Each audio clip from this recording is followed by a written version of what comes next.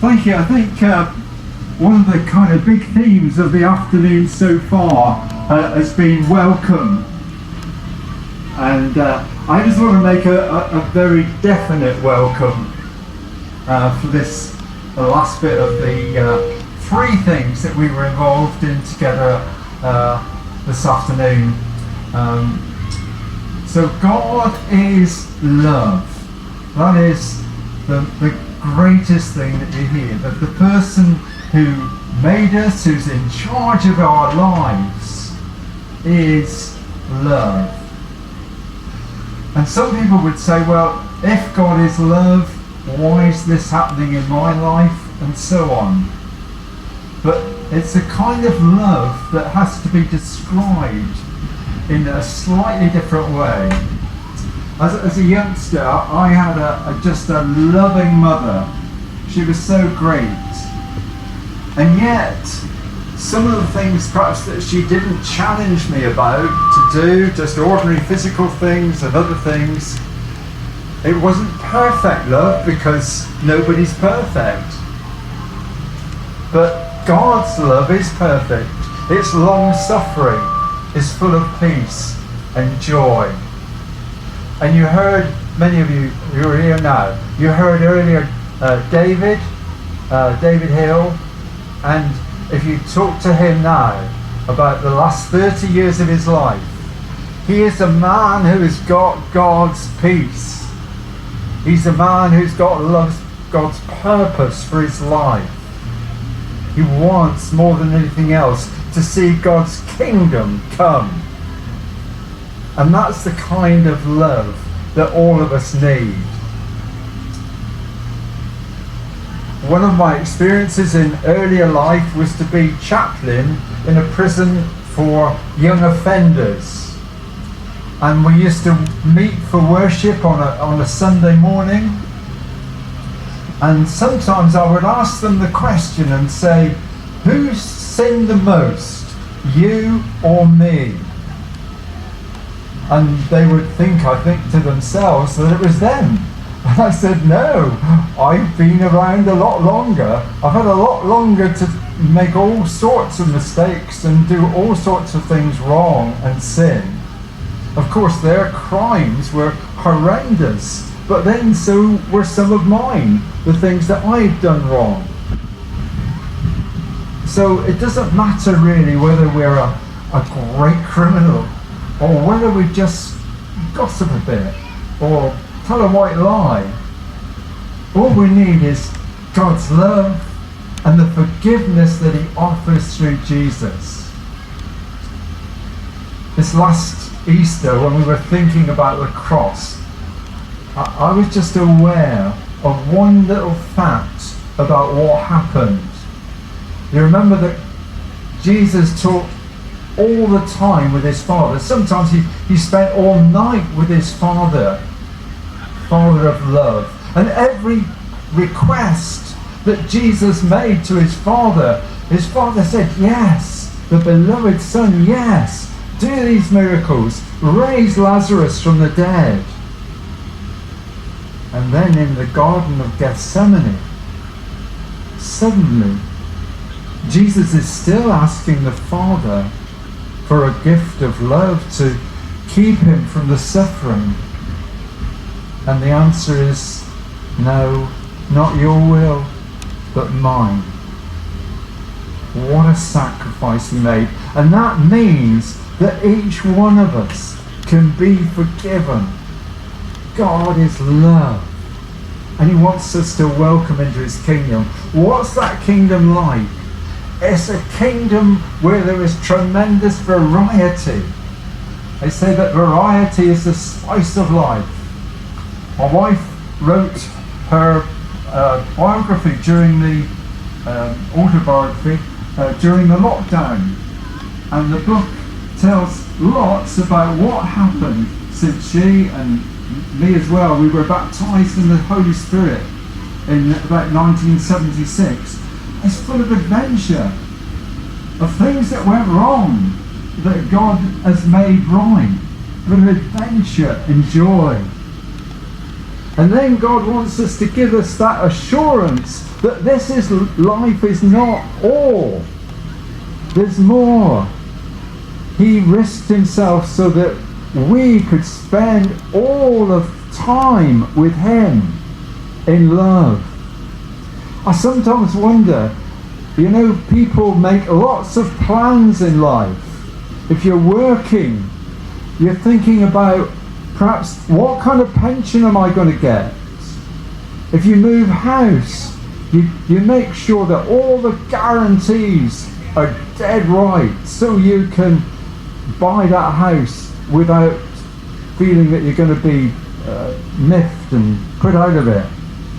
And yet, eternal life, heaven, people just take it for granted that God somehow is going to allow everybody there. I wondered if somebody had been to heaven, not Jesus, but somebody had been to heaven, and they came back and they said, we can guarantee you a place in heaven. You can come and have a look at it first. And the price is going to be, well, the kind of price that you'd have to pay to go to the moon or to Mars or something like that. How many people would spend the rest of their lives making sure they had enough money to do that? And what God's done is given it to us free. He's paid the price. And we have just to repent. Repent not just of things that maybe we think were terrible, but also of things that are little, so that he changes us, so we become the people he wants us to be, and we want to be ourselves.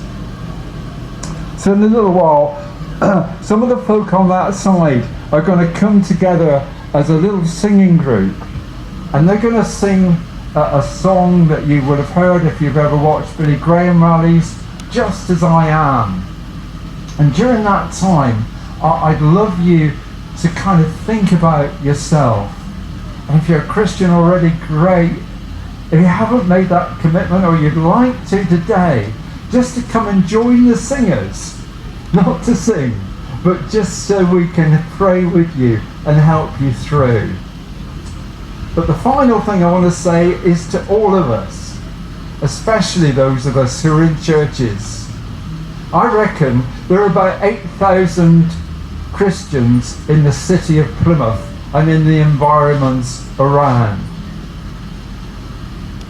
If we all knew each other, if we worked together fully, what a difference there would be. And God is welcoming us to do what his Son said, to be one people. I just want to ask those of you who are here today to, unless you're on holiday and somewhere or other, but to come on Monday, August the 15th to Jose's church, so we can remember what great things God has done over these hours of today and tomorrow, but also that we can meet people from different churches and know how to work together more thoroughly than we do. God welcomes us to take the risk of loving our brothers and sisters in different churches. I pray that you might take that risk. So I just ask those who are going to sing if they'd like to come up here by this side over here. That would be really lovely.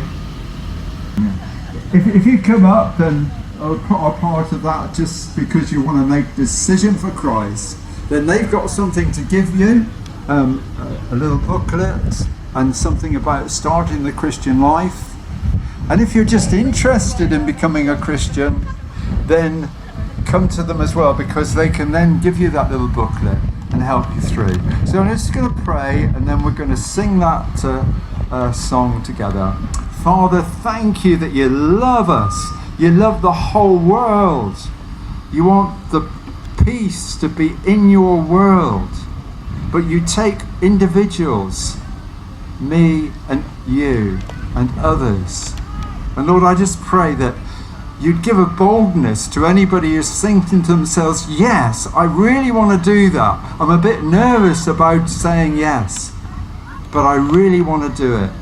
And I pray that those folk, Lord, might join the singers now. In Jesus' name, amen.